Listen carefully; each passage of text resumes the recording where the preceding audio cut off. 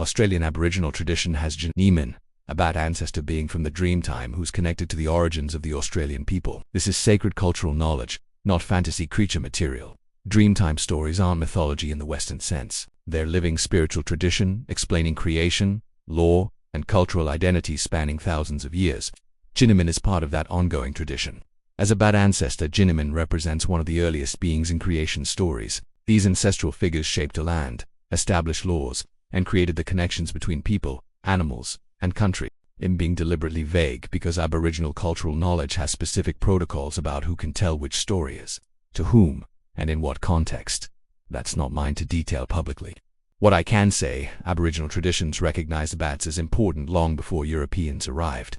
Bats appear in rock art, oral traditions, and spiritual practices across different Aboriginal nations. Modern fantasy and gaming sometimes grab Aboriginal, Dreamtime figures without understanding or respecting the cultural context. Tjinimin isn't a character for your D&D campaign, it's sacred tradition. If you want to learn more about Aboriginal spiritual traditions, seek out Aboriginal-created content and educational resources. Don't rely on outsider summaries like this script. This is one of those topics where respecting the culture means acknowledging what I shouldn't explain in detail. Aboriginal stories belong to Aboriginal people to share on their terms.